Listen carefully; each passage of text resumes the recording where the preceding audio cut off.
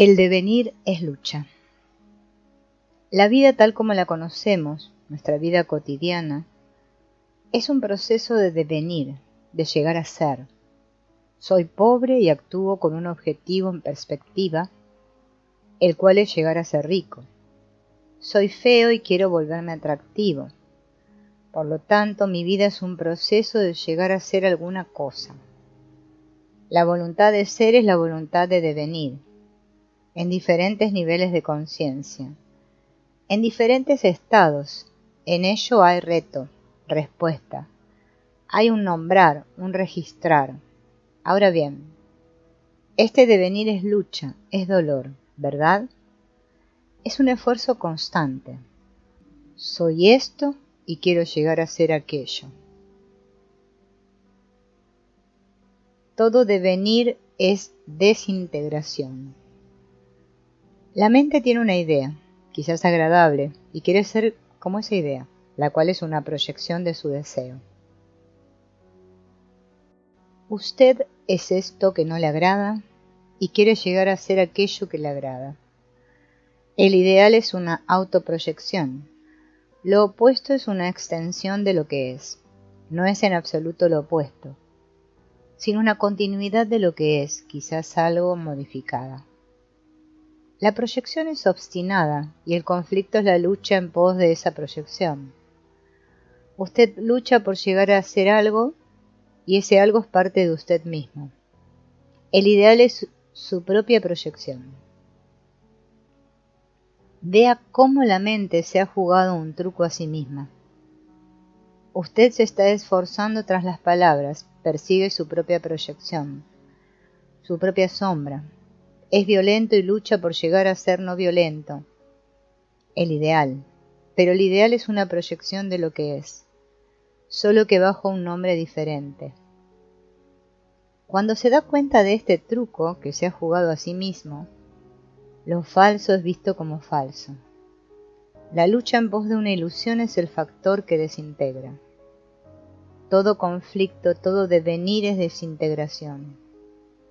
Cuando hay una lúcida percepción de este truco que la mente se ha jugado a sí misma, entonces solo existe lo que es.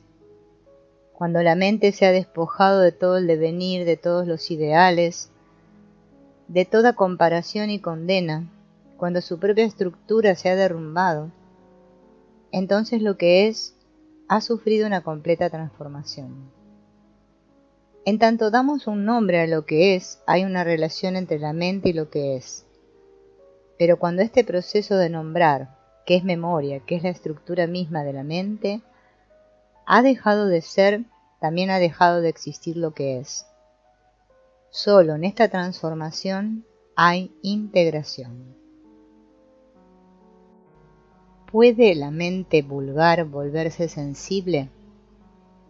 Preste atención a la pregunta, al significado que hay detrás de las palabras. ¿Puede la mente vulgar volverse sensible? Si digo que mi mente es vulgar y trato de volverme sensible, el esfuerzo mismo de volverme sensible es vulgaridad. Por favor, vea esto. No se sienta perplejo. Obsérvelo. Mientras que si reconozco que soy vulgar, sin tratar de cambiar eso, sin procurar volverme sensible, si empiezo a comprender qué es la vulgaridad, si la observo en mi vida de día en día, si observo mi modo voraz de comer, la rudeza con que trato a la gente, el orgullo, la arrogancia, la tosquedad de mis hábitos y pensamientos, entonces esa observación misma transforma lo que es. De igual modo, si soy necio y digo que debo volverme inteligente, el esfuerzo de volverme inteligente es tan solo una forma ampliada de necedad, ya que lo importante es comprender la necedad. Por mucho que pueda tratar de volverme inteligente, mi necedad habrá de continuar. Puedo adquirir el refinamiento superficial de la erudición. Puedo ser hábil para citar libros, repetir pasajes de grandes autores, pero básicamente seguiré siendo un necio. En cambio, si veo y comprendo la necedad tal como se expresa en mi vida cotidiana, en el comportamiento con mi sirviente, en el modo como considero a mi prójimo, al hombre pobre, al hombre rico, al empleado de la tienda, entonces esa misma percepción alerta trae consigo la disolución de la necedad. Oportunidades para la autoexpansión. La estructura jerárquica ofrece una oportunidad excelente para la autoexpansión. Usted puede desear la hermandad, pero ¿cómo puede haber hermandad si está persiguiendo distinciones espirituales? Podrá sonreírse ante títulos mundanos, pero cuando en el reino del espíritu admite al maestro, al salvador, al gurú, ¿no está transfiriendo a ese reino una actitud mundana? Puede haber divisiones jerárquicas o grados en el desarrollo espiritual, en la comprensión de la verdad, en la realización de Dios. El amor no admite divisiones. O uno ama o no ama. Pero no convierta la falta de amor en un largo y dilatado proceso cuyo objetivo final es el amor. Cuando usted sabe que no ama, cuando está pasivamente alerta ante este hecho, entonces hay una posibilidad de transformación. Pero cultivar diligentemente esta distinción entre el maestro y el discípulo, entre aquellos que han logrado llegar y los que no lo han logrado, entre el Salvador y los pecadores, es negar el amor. El explotador, que a su vez es explotado, encuentra un apropiado terreno de caza en esta ceguera, en esta ilusión.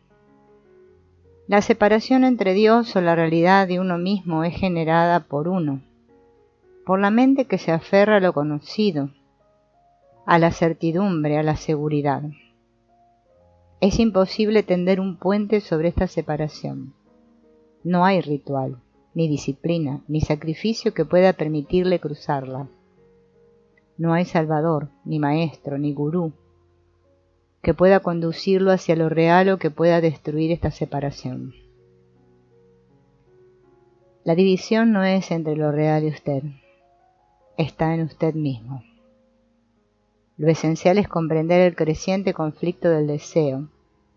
Esta comprensión llega tan solo mediante el conocimiento propio y la percepción constante de los movimientos del yo. Más allá de toda experimentación.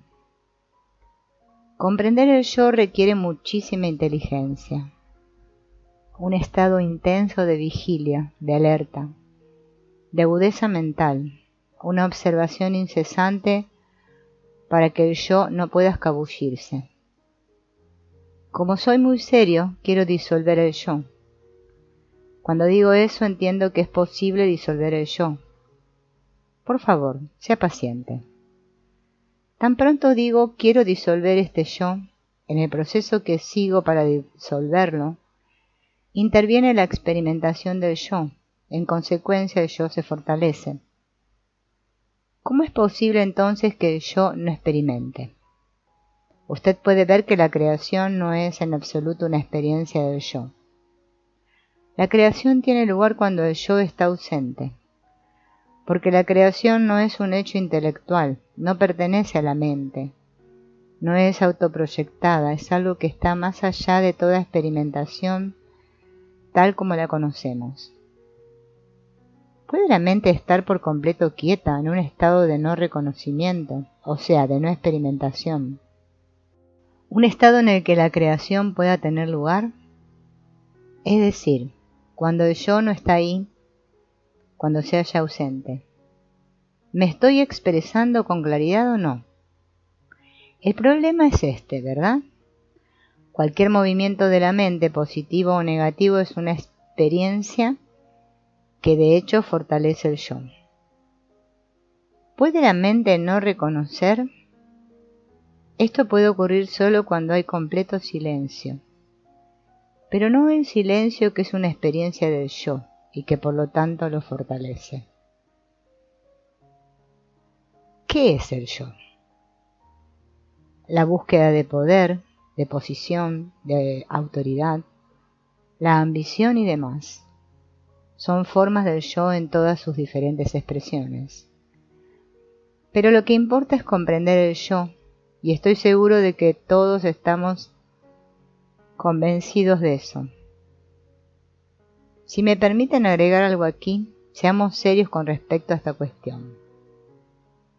Si ustedes y quien les habla como individuos, no como un grupo de personas que pertenecen a clases sociales, a ciertas sociedades, a determinadas divisiones climáticas, ¿podemos comprender esto y actuar sobre ello?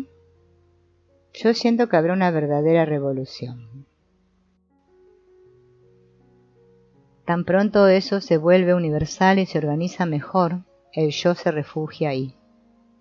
Mientras que si ustedes y yo como individuos podemos amar, podemos llevar a cabo esto de manera efectiva en nuestra vida cotidiana, entonces surgirá a la existencia esa revolución que es tan fundamental. ¿Saben ustedes qué entiendo por el yo? Entiendo por el yo la idea, el recuerdo, la conclusión, la experiencia,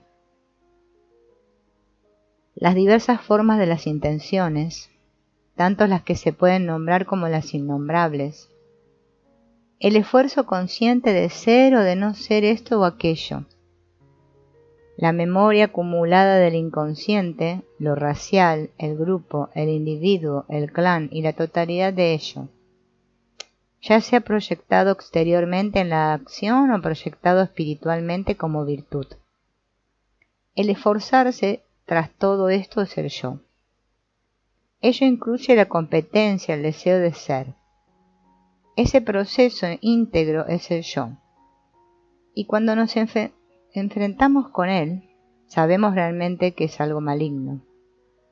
Uso la palabra maligno intencionalmente, porque el yo es divisivo. El yo lo encierra a uno en sí mismo, sus actividades, por nobles que sean, separan y aíslan. Sabemos todo esto. También sabemos cuán extraordinarios son los momentos en que el yo se halla ausente, en que no hay sentido alguno de esfuerzo. Ello ocurre cuando hay amor.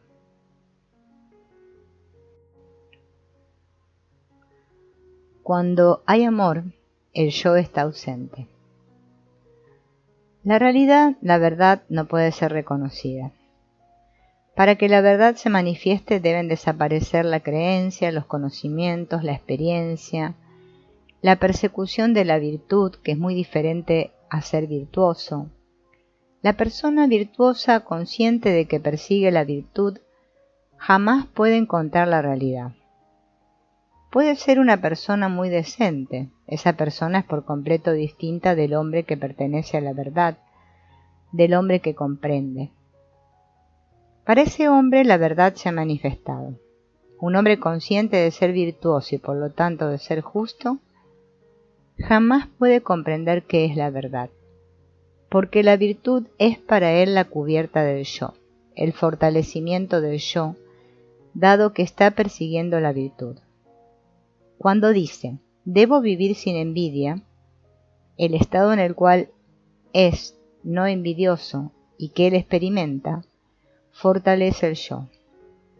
Por eso es tan importante ser pobre no solo en las cosas del mundo, sino también en creencia y en conocimiento. Un hombre rico en riquezas mundanas o un hombre rico en creencias y conocimientos jamás conocerán nada sino oscuridad, y serán centro de todo daño y de toda desdicha. Pero si ustedes y quien les habla como individuos podemos ver todo este funcionamiento del yo, sabremos qué es el amor. Les aseguro que esa es la única reforma que puede cambiar al mundo. El amor no es el yo. El yo no puede reconocer el amor. Uno dice yo amo, pero entonces, en el decir lo mismo, en el propio experimentarlo, está ausente el amor. Cuando amamos, el yo está ausente. Donde existe el amor no existe el yo. Comprender lo que es. Ciertamente un hombre que comprende la vida no necesita creencias. Un hombre que ama no tiene creencias, ama. El que tiene creencias es el hombre consumido por el intelecto.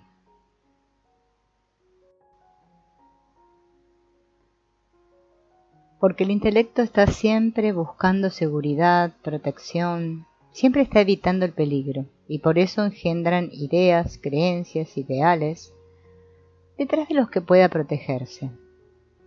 ¿Qué ocurriría si ustedes abordaran la violencia directamente ahora? Serían un peligro para la sociedad, y debido a que la mente anticipa el peligro, dice: alcanzaré el ideal de la no violencia dentro de 10 años. Lo cual es un proceso totalmente ficticio, falso.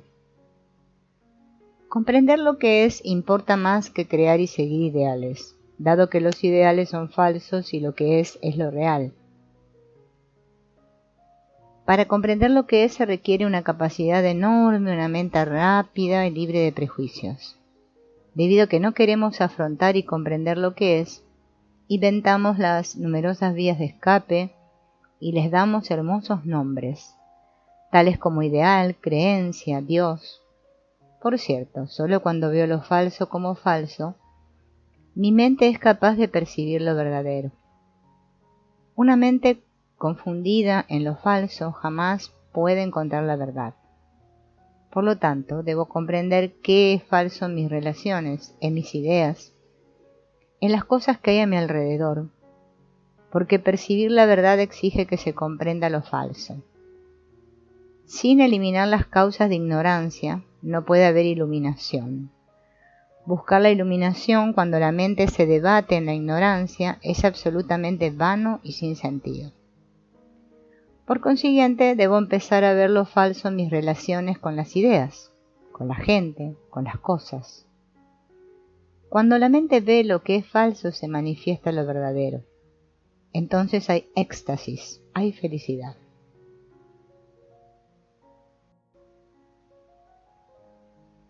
¿En qué creemos? ¿Nos brinda entusiasmo la creencia? ¿Puede el entusiasmo sostenerse sin una creencia? ¿Y es siquiera necesario el entusiasmo? ¿O lo que se requiere es una clase diferente de energía, de vitalidad, un impulso diferente? La mayoría de nosotros siente entusiasmo por una u otra cosa. Somos muy vehementes, muy entusiastas con respecto a conciertos, a la ejercitación física o cuando vamos a un picnic. A menos que sea alimentado todo el tiempo por una cosa u otra, el entusiasmo se desvanece y tenemos un entusiasmo nuevo por otras cosas. ¿Existe una fuerza, una energía que se sostenga por sí misma, que no dependa de creencia alguna? La otra pregunta es, ¿necesitamos acaso una creencia de cualquier clase que sea? Si así fuera, ¿por qué es necesaria? Ese es uno de los problemas involucrados. No necesitamos creer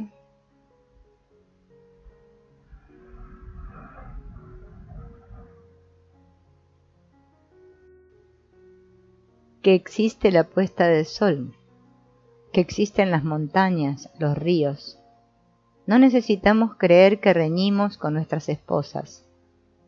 No necesitamos creer que la vida es una desdicha terrible con su angustia, su conflicto y su constante ambición. Eso es un hecho. Pero necesitamos una creencia cuando queremos escapar de un hecho hacia una irrealidad. La mente agitada por la creencia. La religión de ustedes, su creencia en Dios, es un modo de escapar de la realidad, por lo tanto no es religión en absoluto.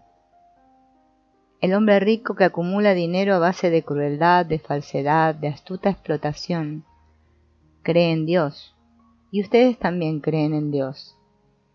También son astutos, envidiosos, crueles, suspicaces.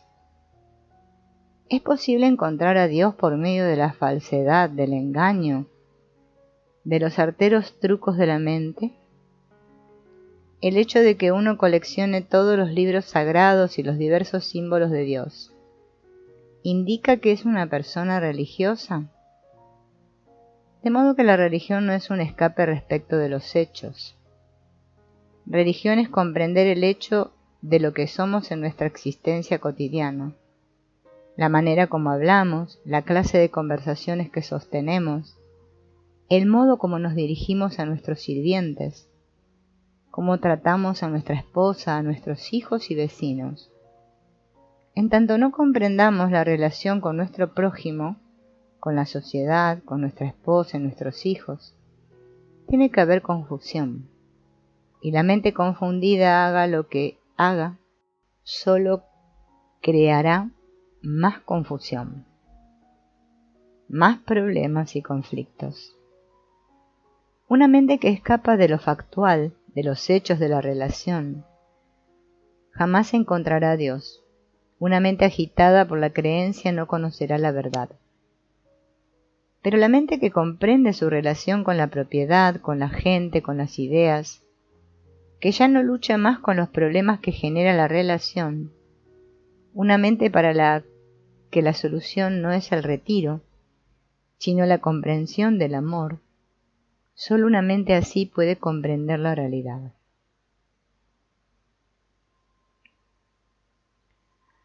Más allá de la creencia.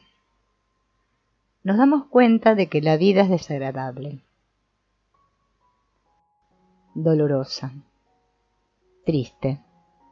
Deseamos alguna clase de teoría, alguna clase de especulación o satisfacción, alguna clase de doctrina que explique todo esto, y así quedamos atrapados en explicaciones, palabras, teorías, y gradualmente las creencias echan raíces muy profundas y se vuelven inconmovibles. Porque detrás de esas creencias, de esos dogmas, está el miedo constante a lo desconocido. Pero jamás miramos ese miedo. Le volvemos la espalda. Cuanto más fuertes son las creencias, más fuertes los dogmas. Y cuando examinamos estas creencias, la cristiana, la hindú, la budista, etc., encontramos que dividen a la gente. Cada dogma, cada creencia tiene una serie de rituales, de compulsiones que atan y separan a los seres humanos. De modo que empezamos una indagación para averiguar qué es lo verdadero, cuál es el significado de esta desdicha, de esta lucha, de este dolor, y pronto quedamos atrapados en creencias, rituales y teorías. La creencia es corrupción, porque detrás de la creencia y la moralidad se esconde la mente, el yo que se vuelve cada vez más grande, poderoso y fuerte. Consideramos que la creencia en Dios, la creencia en algo, es religión. Pensamos que creer es ser religioso. ¿Comprenden? Si no creemos, se nos considerará ateos. Seremos condenados por la sociedad. Una sociedad condenará a los que creen en Dios y otra sociedad condenará a los que no creen. Ambas son la misma cosa. Así pues, la religión se vuelve una cuestión de creencia, y la creencia actúa y ejerce su influencia sobre la mente. De ese modo la mente jamás puede ser libre. Pero solo en libertad podemos descubrir qué es lo verdadero, qué es Dios. No podemos hacerlo mediante ninguna creencia, porque nuestra creencia misma proyecta lo que pensamos que debe ser Dios, lo que pensamos que debe ser la verdad. La pantalla de la creencia. Usted cree en Dios y otro no cree en Dios, de modo que las creencias de ustedes los separan. En todo el mundo la creencia está organizada como hinduismo, budismo o cristianismo. Así divide los hombres. Estamos confundidos y pensamos que mediante la creencia aclararemos la confusión. Es decir, la creencia se superpone a la confusión y esperamos que con eso la confusión se despejará. Pero la creencia no es sino un modo de escapar del hecho de la confusión.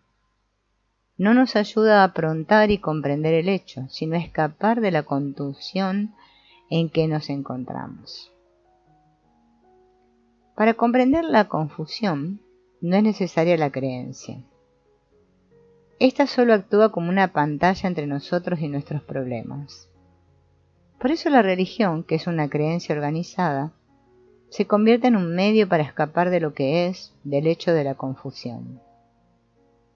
El hombre que cree en Dios, el que cree en el más allá o aquel que tiene alguna otra forma de creencia, está escapando de un hecho, el hecho de lo que él es. ¿Acaso no conocemos a esas personas que creen en Dios, que practican puja, que repiten ciertos cantos y ciertas palabras, y que en su vida cotidiana son dominadoras, crueles, ambiciosas, tramposas, deshonestas?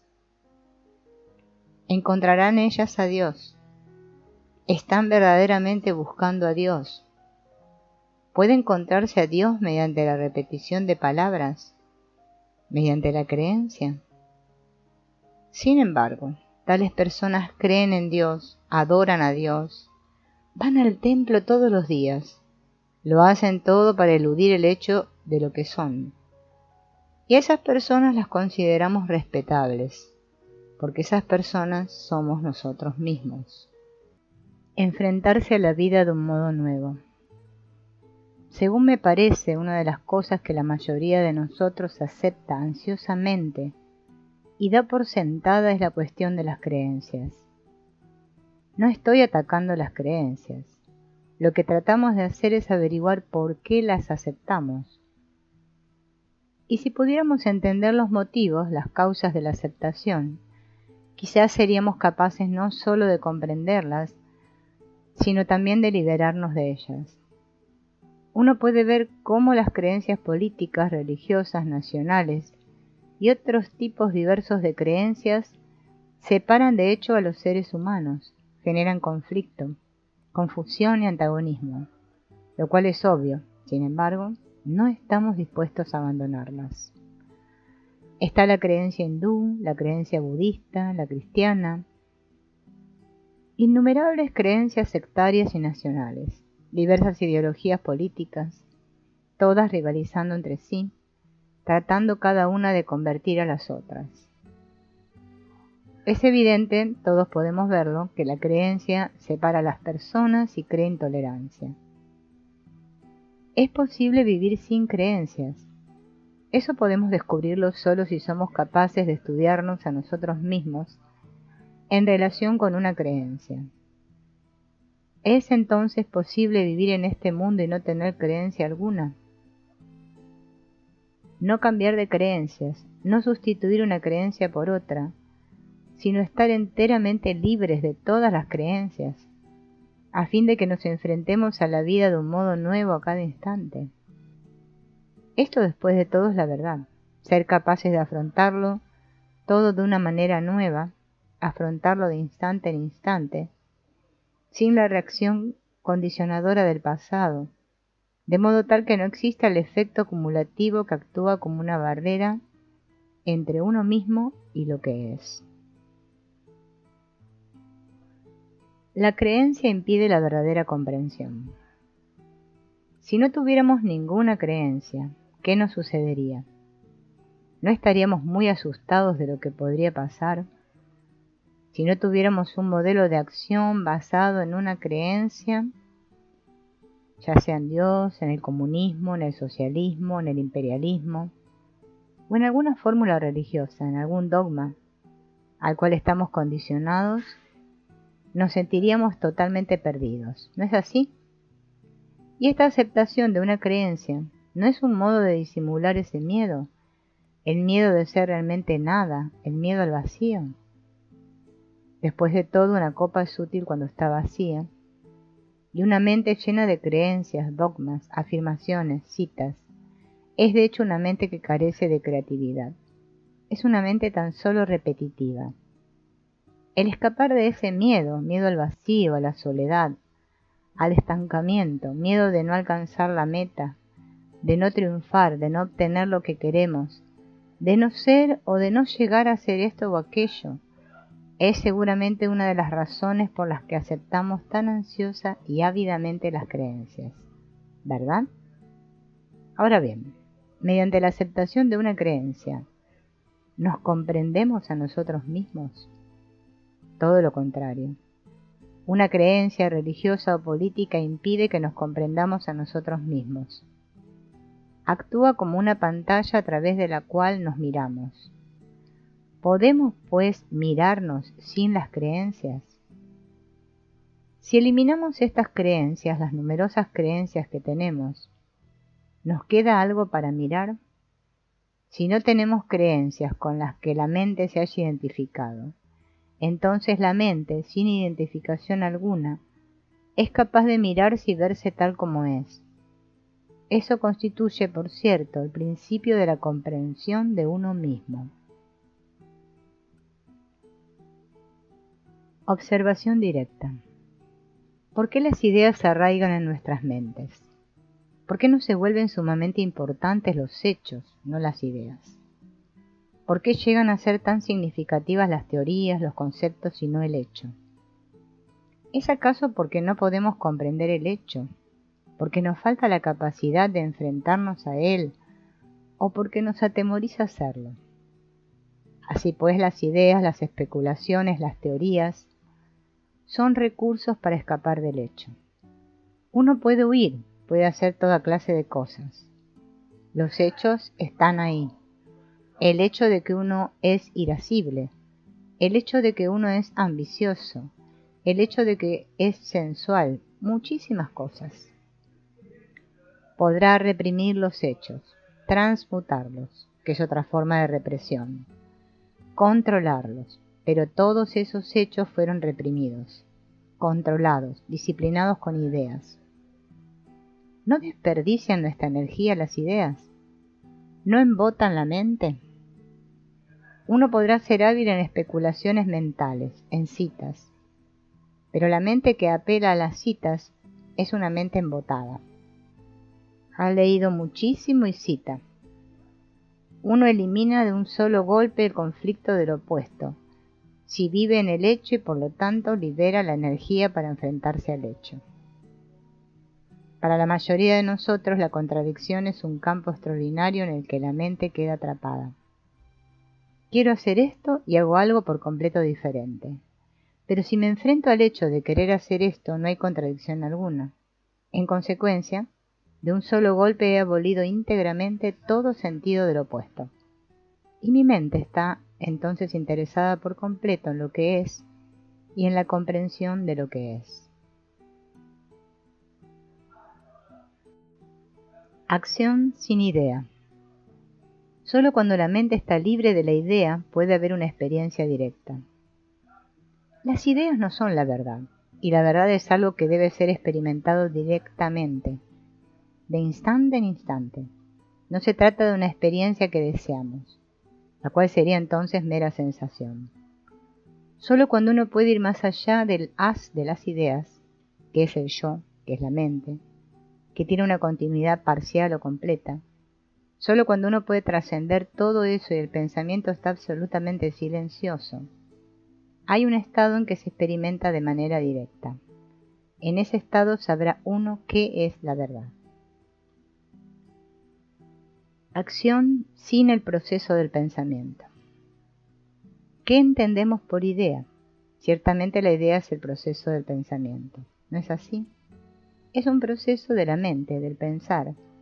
Y el pensar es siempre una reacción, ya sea de lo consciente o de lo inconsciente. El pensar es un proceso de verbalización, la cual es un resultado de la memoria. El pensar es un proceso del tiempo, de este modo que cuando la acción está basada en el proceso del pensar, tal acción debe estar inevitablemente condicionada, agilada. La idea debe oponerse a la idea debe ser dominada por la idea. Hay un intervalo, entonces, entre la acción y la idea. Estamos tratando de descubrir si es posible una acción sin la idea. Vemos cómo la idea separa a las personas. Como ya lo he explicado, el conocimiento y la creencia son esencialmente cualidades separativas. Las creencias jamás unen a la gente, siempre las separan. Cuando la acción se basa en una creencia o en una idea o en un ideal, tal acción debe por fuerza estar aislada, fragmentada. Es posible actuar sin el proceso del pensamiento, siendo el pensamiento un proceso del tiempo, un proceso de cálculo, de autoprotección, de creencia, rechazo, condena, justificación. Por cierto, a usted debe habérsele ocurrido, igual que a mí, preguntarse si la acción es de algún modo posible sin la idea. ¿Las ideas limitan la acción? ¿Puede alguna vez las ideas dar origen a la acción? ¿O las ideas tan solo moldean el pensamiento y por ende limitan la acción? Cuando la acción es impuesta por una idea, la acción jamás puede liberar al hombre. Es extraordinariamente importante para nosotros comprender este punto. Si una idea formula la acción, entonces la acción jamás puede traer consigo la solución de nuestras desdichas, ya que, antes de que esa acción pueda ponerse en movimiento, primero tenemos que descubrir cómo surge la idea. La ideología obstaculiza la acción. El mundo está siempre próximo a una catástrofe, pero ahora parece estar más próximo. Al ver esta catástrofe que se acerca, la mayoría de nosotros busca refugiarse en una idea. Pensamos que esta catástrofe, esta crisis, puede ser resuelta por una ideología. La ideología es siempre un impedimento para la realización directa, lo cual obstaculiza la acción. Queremos paz solo como una idea, no como un hecho. Deseamos la paz en el nivel verbal, o sea, solamente en el nivel del pensar, aunque lo llamemos orgullosamente el nivel intelectual. Pero la palabra paz no es la paz. Solo podrá haber paz cuando cese la confusión que generan unos y otros. Estamos apegados al mundo de las ideas y no a la paz. Vamos en busca de nuevos modelos sociales y políticos y no en busca de la paz. Nos ocupamos de conciliar los efectos y no de desechar la causa de la guerra. Esta búsqueda traerá solo respuestas condicionadas por el pasado. Estas respuestas condicionadas son lo que llamamos conocimiento, experiencia, y los nuevos hechos cambiantes son traducidos, interpretados de acuerdo con este conocimiento. De modo que hay conflicto entre lo que es y la experiencia que ha sido. El pasado, que es conocimiento, debe estar siempre en conflicto con el hecho, el cual se halla siempre en el presente. Así pues, esta búsqueda no resolverá el problema, sino que perpetuará las condiciones que han creado el problema. Una acción sin ideación alguna. La idea es el resultado del proceso del pensamiento. El proceso del pensamiento es la respuesta de la memoria, y la memoria está siempre condicionada. La memoria, que se halla permanentemente en el pasado, es revivada en el presente por medio de un reto. La memoria no tiene vida en sí misma, cobra vida en el presente cuando debe enfrentarse a un reto. Y toda la memoria, latente o activa, está condicionada, ¿no es así? En consecuencia, tiene que haber un enfoque por completo diferente. Usted tiene que descubrir por sí mismo, internamente, si está actuando basado en una idea y si puede haber una acción sin ideación alguna. Actuar sin la idea es el camino del amor. El pensamiento debe estar siempre limitado por el pensador. Quien se haya condicionado siempre, jamás es libre. Cuando surge el pensamiento, de inmediato sigue la idea. La idea, a fin de poder actuar, está forzada a crear más confusión. Sabiendo todo esto, ¿es posible actuar sin la idea? Sí, ese es el camino del amor. El amor no es una idea, no es una sensación, no es un recuerdo, el amor no es un sentimiento de postergación, un recurso autoprotector. Solo podemos conocer el camino del amor cuando comprendemos todo el proceso de la idea. ¿Es posible entonces abandonar todos los otros caminos y conocer el camino del amor, que es la única salvación? Ningún otro camino político o religioso resolverá el problema. Esto no es una teoría que usted deba considerar y adoptar en su vida. Tiene que ser algo real. Cuando uno ama, ¿existe la idea? No acepte esto. Simplemente mírelo. Examínelo. Investíguelo a fondo. Hemos probado todos los otros caminos, y en ellos no hay respuesta para nuestra desdicha. Los políticos pueden prometer esa respuesta. Las así llamadas organizaciones religiosas pueden prometer la felicidad futura. Pero esa felicidad no la tenemos ahora, y el futuro tiene relativamente poca importancia cuando estoy hambriento. Hemos ensayado todos los otros caminos, pero el camino del amor solo podemos conocerlo si conocemos el camino de la idea, y abandonamos la idea, lo cual implica actuar. El conflicto de los opuestos. Me pregunto si hay tal cosa como el mal. Por favor, preste atención, acompáñeme. Investiguemos juntos. Decimos que existen el bien y el mal. Hay envidia y amor.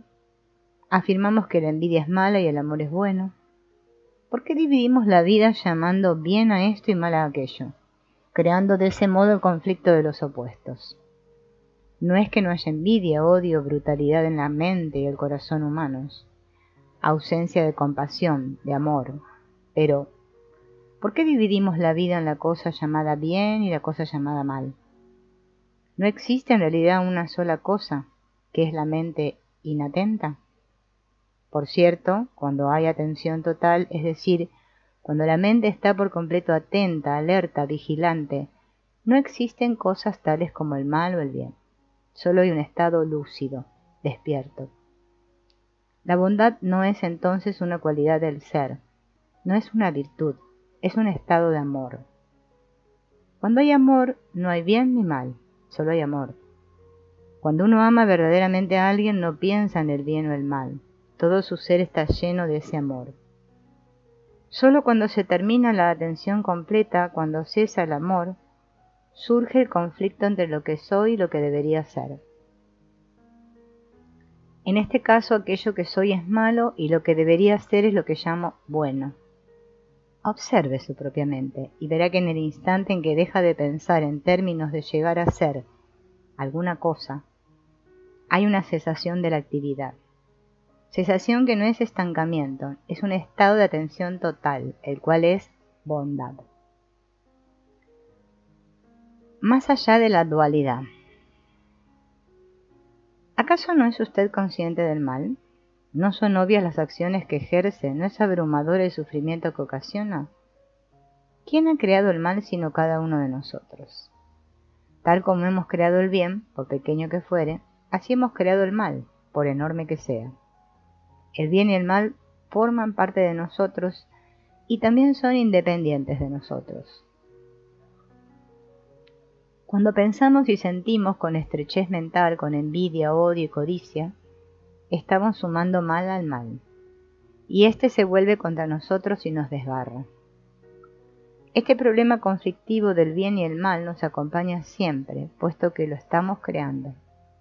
Se ha vuelto parte de nosotros este desear y no desear, amar y odiar, anhelar y renunciar. Estamos creando continuamente esta dualidad que mantiene atrapado el pensamiento-sentimiento. Este puede ir mucho más allá del bien y de su opuesto solo cuando comprende su causa, el anhelo. Al comprender el mérito y el demérito, nos liberamos de ambos. Los opuestos no pueden fundirse. Deben ser trascendidos mediante la disolución del anhelo. Cada opuesto debe ser examinado, investigado tan extensa y profundamente como sea posible, a través de todas las capas de la conciencia. Por obra de este examen, de esta investigación, se despierta una comprensión nueva que no es producto del anhelo ni del tiempo. En el mundo existe el mal, al que estamos contribuyendo, tal como contribuimos al bien. El hombre parece unirse más en el odio que en el bien. Un hombre sabio se da cuenta de la causa del mal y el bien, y comprendiéndola, libera de ella el pensamiento o sentimiento. Justificamos el mal. Es obvio que la crisis actual en todo el mundo es excepcional, sin precedente. Ha habido crisis de diversos tipos en diferentes períodos a lo largo de la historia.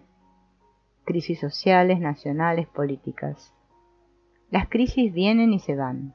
Hay recesiones económicas, depresiones que llegan, se modifican y continúan en una forma distinta. Estamos familiarizados con ese proceso, lo conocemos. No hay duda de que la crisis actual es diferente, ¿verdad? Es diferente en primer lugar porque nos las estamos sabiendo no con el dinero ni con cosas tangibles, sino con ideas. La crisis es excepcional porque se encuentra en el campo de la ideación. Estamos peleando por ideas, justificamos el asesinato. En todas partes del mundo estamos justificando el asesinato como un medio hacia un fin justo, lo cual es de sí inaudito.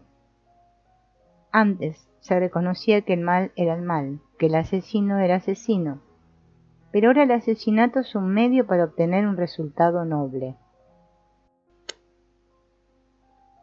El asesinato, ya sea de una sola persona o de un conjunto de personas, se ve justificado porque el asesino o el grupo que el asesino representa justifica ese asesinato como el modo de alcanzar un resultado que será beneficioso para el hombre.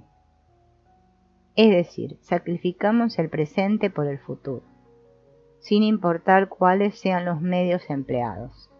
En tanto declaremos que nuestro propósito es el de producir un resultado que beneficiará al hombre.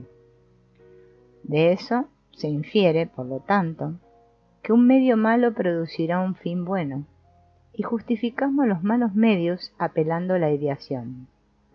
Contamos con una magnífica estructura de ideas para justificar el mal, y no caben dudas de que eso carece de precedente. El mal es mal, no puede dar origen al bien. La guerra no es un medio para la paz. La bondad carece de motivo. Si tengo un motivo para ser bueno, ¿origina bondad eso? ¿O la bondad es algo enteramente exento de este impulso deliberado de ser bueno, el cual se basa siempre en un motivo? Lo bueno. ¿Es lo opuesto de lo malo? ¿Lo opuesto del mal? Todo opuesto contiene la semilla de su propio opuesto, ¿no es así? Existe la codicia y está el ideal de no codicia. Cuando la mente persigue la no codicia, cuando trata de ser no codiciosa, sigue siendo codiciosa porque trata de ser algo. La codicia implica desear, adquirir, expandir, y cuando la mente ve que ser codiciosa no rinde provecho, desea ser no codiciosa. De modo que el motivo es aún el mismo, o sea, el de ser o adquirir alguna cosa.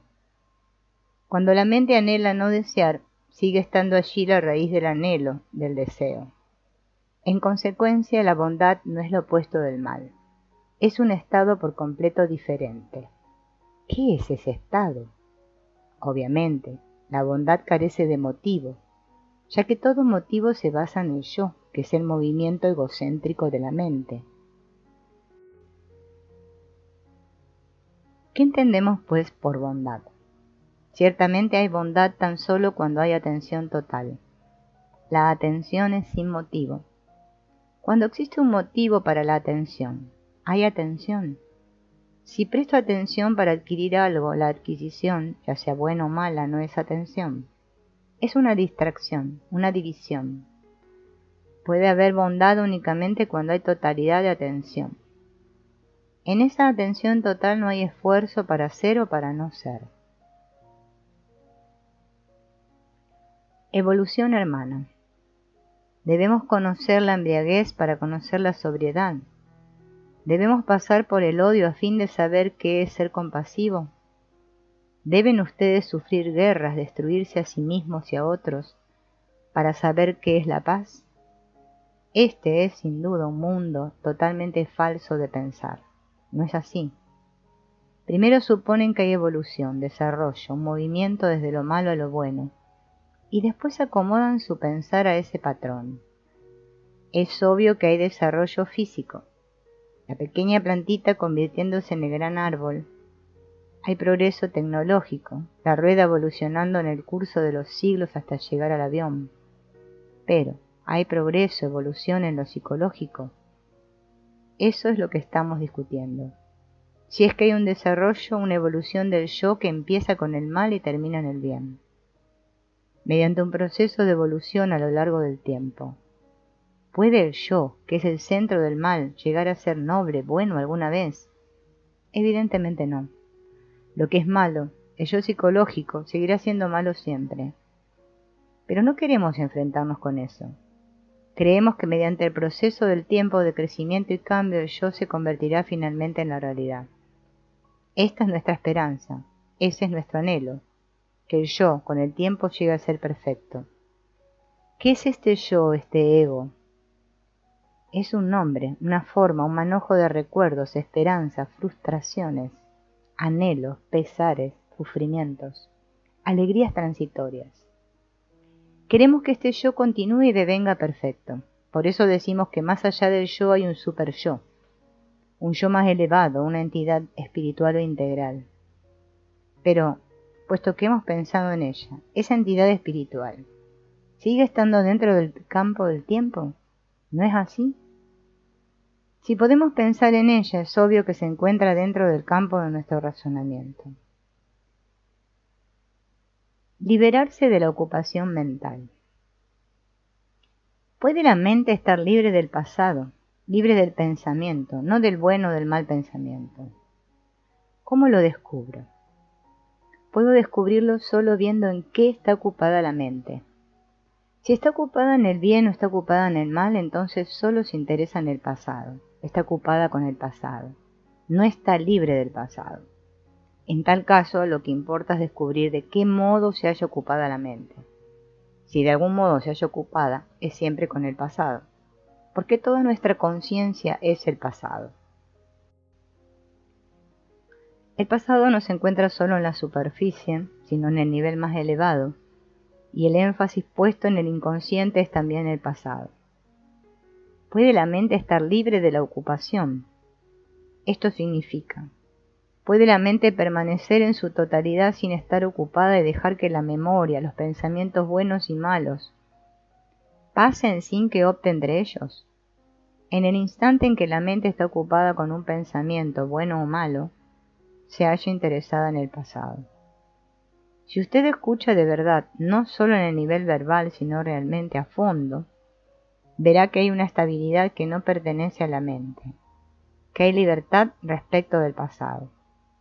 No obstante, jamás es posible desechar el pasado. Hay una observación del pasado a medida que transcurre, pero no una ocupación con el pasado. De ese modo, la mente está libre para observar y no optar. Donde hay opción en este movimiento del río de la memoria, hay ocupación. Y tan pronto la mente se halla ocupada, está presa en el pasado. Y cuando la mente está ocupada con el pasado, es incapaz de ver algo real, verdadero, nuevo, original, incontaminado. El pensar engendra fuerza. ¿Cómo puedo permanecer libre de malos pensamientos, de pensamientos nocivos y caprichosos? ¿Existe el pensador, el uno separado del pensamiento, separado de los pensamientos nocivos, caprichosos? Tenga la bondad de observar su propia mente. Afirmamos, está el yo que dice, este es un pensamiento caprichoso, eso es malo, debo controlar este pensamiento. Debo atenerme a este pensamiento. Eso es lo que conocemos. El uno, el yo, el pensador, el que juzga, el censor. ¿Es diferente de todo esto? ¿Es el yo diferente del pensamiento, diferente de la envidia, diferente del mal?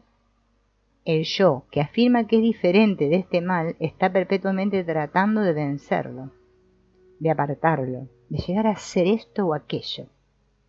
De modo que tiene usted esta lucha, el esfuerzo de apartar sus pensamientos, de no ser caprichoso, etc.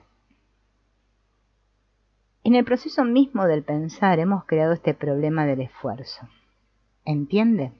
Entonces, da usted origen a la disciplina, al control del pensamiento. El yo controla el pensamiento que no es bueno. El yo trata de volverse no envidioso, no violento, trata de ser esto y de ser aquello.